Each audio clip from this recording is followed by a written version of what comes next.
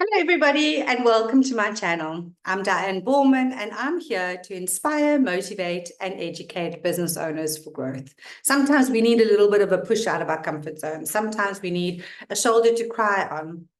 That's a coach. I'm not a coach. You can go to a coach for a shoulder to cry on. You come to me for me to push you out of your comfort zones. Today, I want to talk about 4, maybe 5 areas of how we can get wealthy. I mentioned previously that only 1% of business owners will truly get into that level of wealth. So it's how you grow your business. So we can get wealthy by inheriting money. I'm not sure about you, but my parents didn't leave me with a silver spoon. They were fantastic. We had a brilliant upbringing and a really close-knit family, but money was there for daily use. You can marry into it is the second way, the second option. And when I met my husband, he thought I had money and I thought he had money, and neither one of us did. So we have had to work for it. So I'm not sure about you, but most people have to work for it somewhere. You can start, or you can get a Fortune 500 job. That's very few and far between, but people in that space can become extremely wealthy. You can start or run an asset management company, which is another way of gaining huge wealth. Or finally, you can build or buy a business. And that's where we sit right now, is we in the space of business growth. So if you've bought a business, or if you started a business from scratch, kudos to you. Isn't that exciting? But what a lot of people don't tell us is the different stages that we have to take the business through in order to get to that level of wealth that we're looking for. It's not an overnight success like a lot of us believe it should be or could be.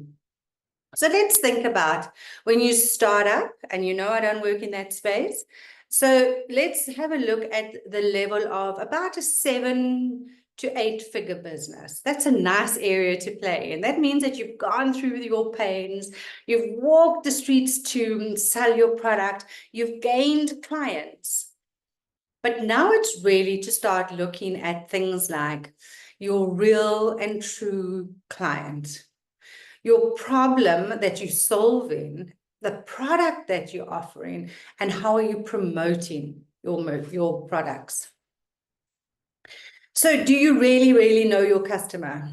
That's the first thing. And I can almost guarantee 95% of people listening to me right now get it wrong.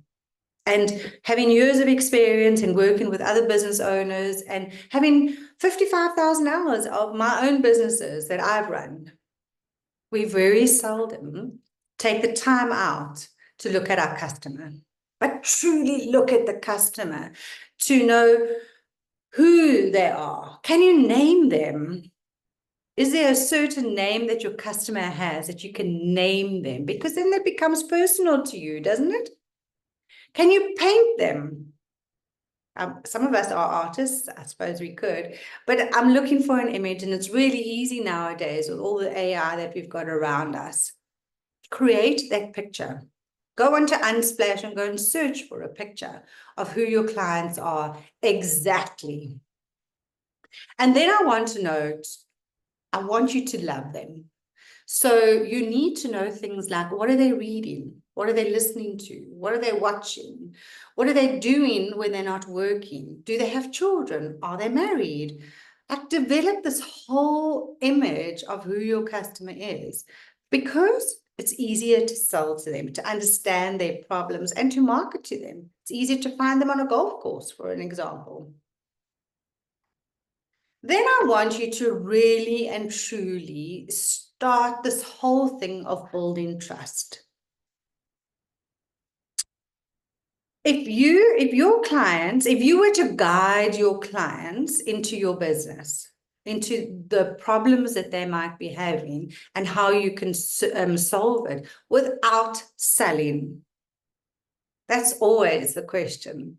Because the moment you start selling, you'll start losing your clients. Sometimes we have to give the offer, of course. Like right now, StratLab, we've got last 2 seats open and I'm out there selling because I want to make sure that StratLab is full. So there's a difference when you get to know somebody and how you draw them into your ecosystem than hardcore sales. And then I want you to look at your problem, the problem that your clients are having, sorry. So what product do you actually offer to solve that solution, and what are you solving? I heard a fantastic YouTube video the other day where they compared vitamins to painkillers. And if I had to ask you right now, which would you rather sell, vitamins or painkillers?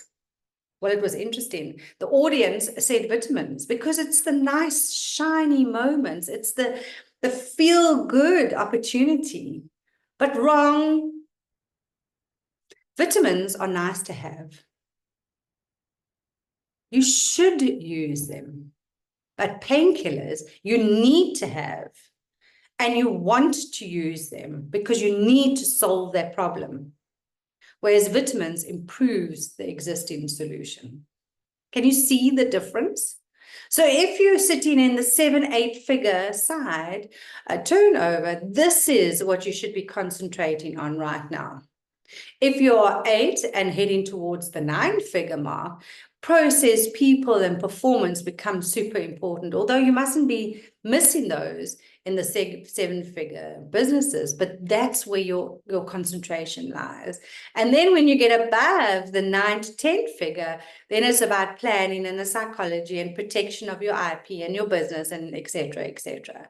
So let's look at the 7 to 8 figure business right now. And if you're not on the 7 figure that you're heading towards that way, look at these 3 things, and I can guarantee it will change your business.